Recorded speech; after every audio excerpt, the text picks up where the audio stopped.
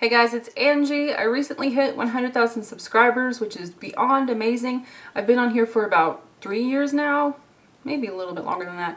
But hitting that milestone has meant like so much to me, and it's been so amazing. So I deeply want to thank each and every one of you for helping me reach that goal. And as a kind of celebration, I wanted to make a video on how to get started making YouTube videos. This is a huge question I get asked all the time, and I would love to share my advice with you. I think I've learned a lot in the 3 years that I've been on here, and I don't think there's any other better way to celebrate 100,000 subscribers than with some goldiestarling advice. So the first thing you want to do is decide what you want to make videos about. It's very important to keep a theme, a general theme on your channel. It's just like if you're watching The Office, you know what's happening on that show. You want people to know what's going to be happening on your channel. So it's important to pick something that you absolutely love, are passionate about, and then make videos based upon that. Now, with that being said, you also want to pick a username that's going to relate somehow to your passion. Now, for me, I started making videos. I had no idea that it was going to do what it has done, and I had no idea that I was going to keep making videos. I thought it was just a fun thing because I loved makeup. And goldiestarling,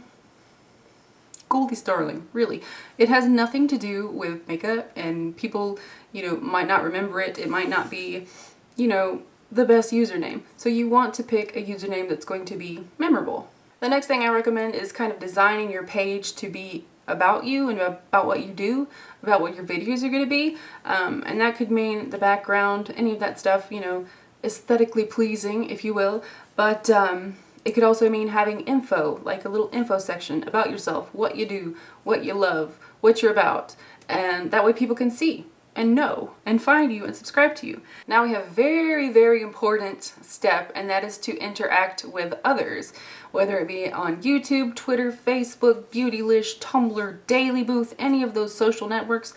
Interact with people, and that could consist of leaving comments. People will recognize your names in the comment sections, and then you can start friendships that way, and they might come onto your page and subscribe to you. That does not mean that you leave spam on other people's videos saying, come check out my page. That is very rude, and a lot of people will not come to your channel if you do that. But, talking to people in comment section, collaborating even with other people on videos, entering contests, that's how I really got started. Also hosting contests, things like that. You want to interact, you want to be active in the community. That way you can meet as many people as you can and gain more friends. That leads me to the next thing, social networking. It's important that you set up other social networks.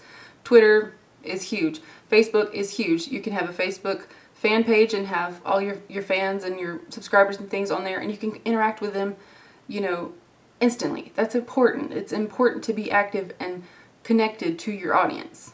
Okay, so now that you've set up your username, your channel page is looking fresh and fly, you're on all these social networks, what do you do now?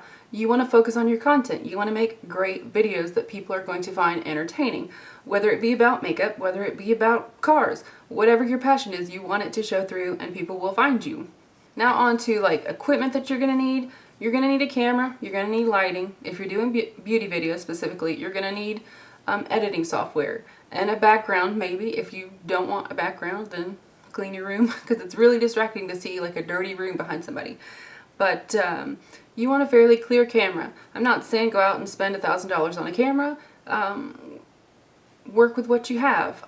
When I first started, I was using a little digital camera, and the quality was awful.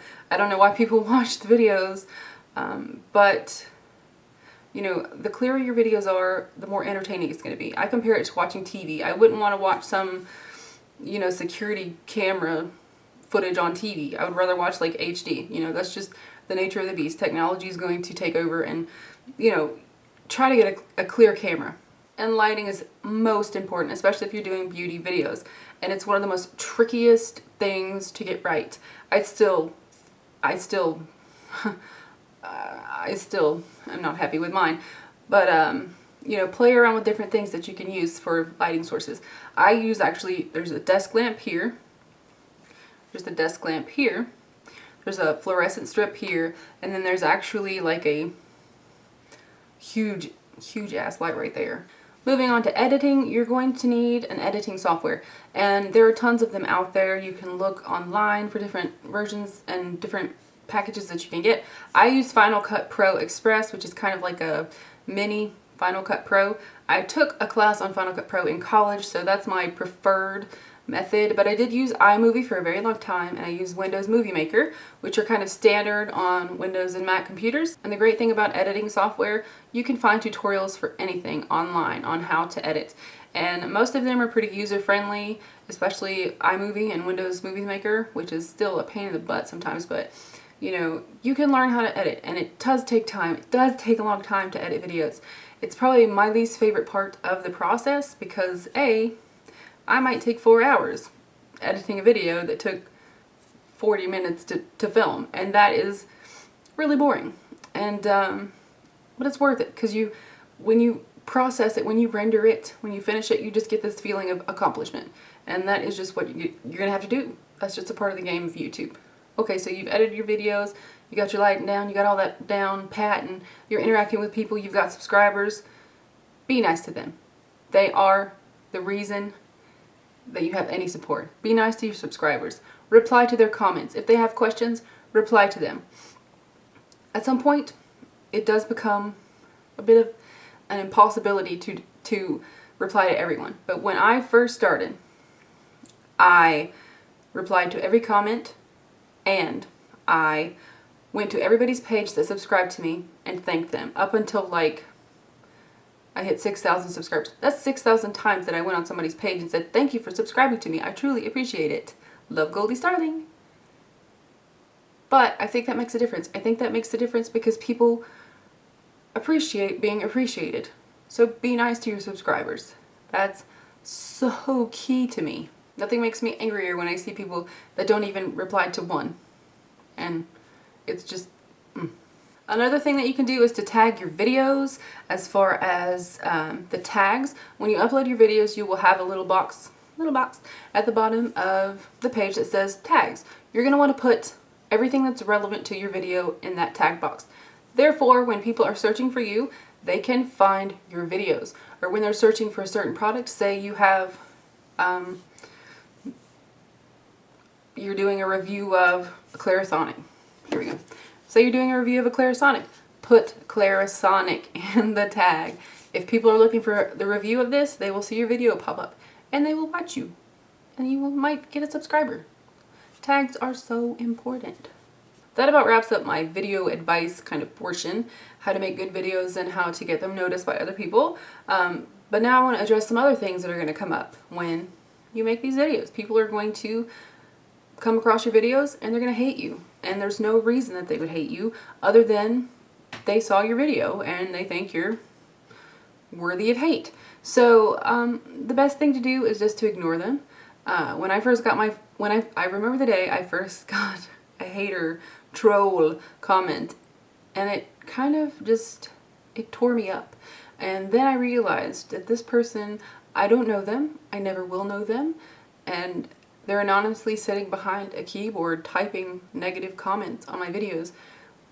Why don't they have a life? Why don't they focus on their own life instead of worrying about my video? It's very funny to me because why waste your time? Why watch a video if you hate the person? Why thumbs down something if you hate a person? You're just putting so much negative energy into the world, and it's not worth that. The best thing to do when you get those kind of comments is just to delete it. There's no point in it being on your videos. You spend a lot of time, a lot of hard work and effort and creativity and things in your videos. You have a right to take off some negative comment, some jerk that's calling you, you know, this or that, or saying you should die. No. Delete it, block them if you feel appropriate, and move on. Move the French on. That's the best thing I could say. The next subject is kind of touchy in the beauty community, and that's product sponsorships or getting products for free, things like that. And I've gotten my fair share of emails offering stuff, and it's flattering to me. When I started, I had no idea that companies did this. I mean, it makes sense now because YouTube is such a huge community and everybody watches these videos, and we all go out and buy, you know, this, that, or the other because we saw somebody else say it was great. There's a problem with that. It's a slippery slope because there are people who aren't honest, and there are people who just take every product and you know, get paid to make videos and things like that. And I'm not saying there's anything wrong with that as long as that person is being honest. But, you know, the way that I approach the whole getting products for free is I will look at the product, do a little research on it. First of all, if I'm interested in the product at all, I will research it. And I will see their business ratings, customer service ratings, things like that. That's important to me, that I know that their customer service is good. Better Business Bureau, things like that, you can check and see what companies are bad and what companies are good. There have been products that I have not reviewed because they have been crap. And I don't want to say, oh, here, look at this crap, buy it. No, that's not how I work.